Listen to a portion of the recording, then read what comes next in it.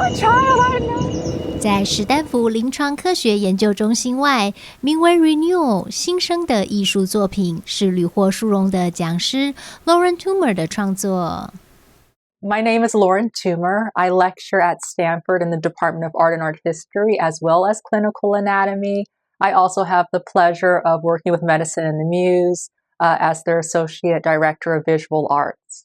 这位在艺术系与医学院都开课的双栖讲师，从临床解剖大楼的搬迁谈起创作缘起。Now clinical anatomy is closer towards the hospital and the School of Medicine campus, so there's incredible history that most people don't know.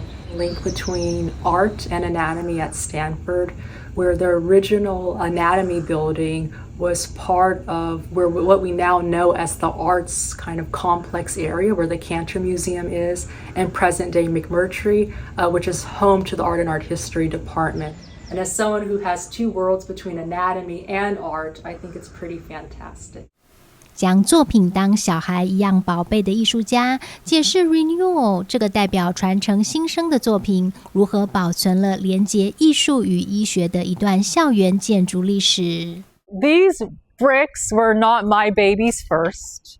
They first were the babies of Dr. Prolo, who had come to Stanford and studied in clinical anatomy.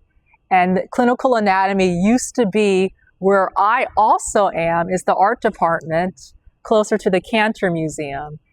And during the Loma Prieta earthquake in 1989, it completely kind of ruined the building in terms of where the space was, and people had to no longer utilize that as a space. And it was vacated for quite some time, I think all the way up into 2012, when it was officially demolished.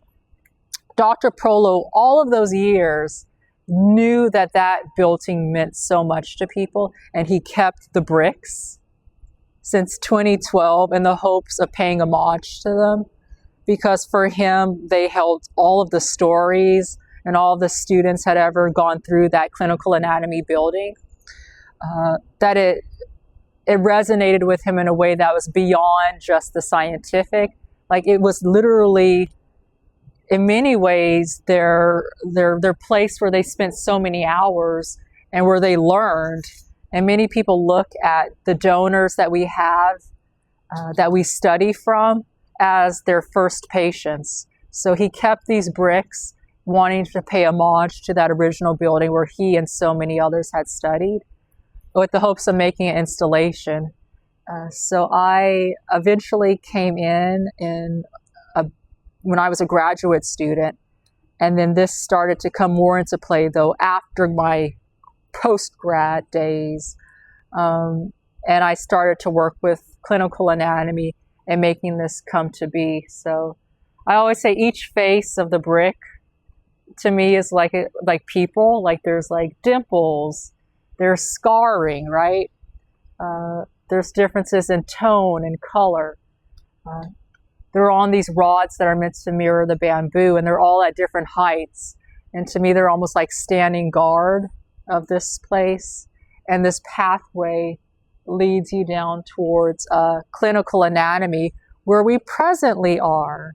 So for me, as someone who is in the art department and in clinical anatomy, it also has this beautiful mirroring to it, the fact that that's where anatomy used to be.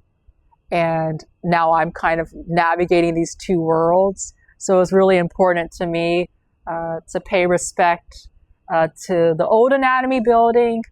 So we think about it in terms of past, present, and future.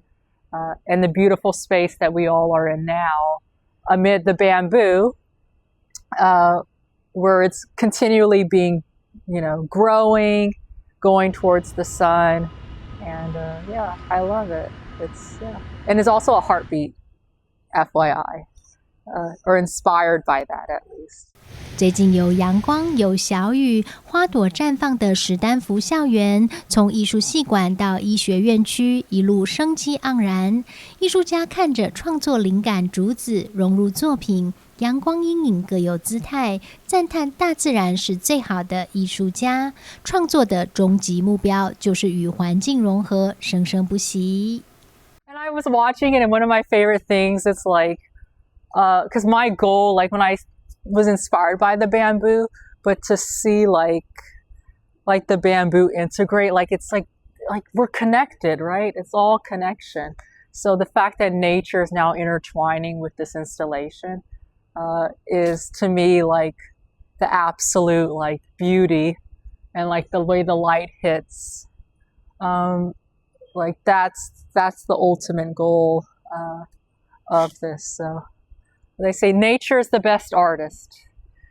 So all of my little children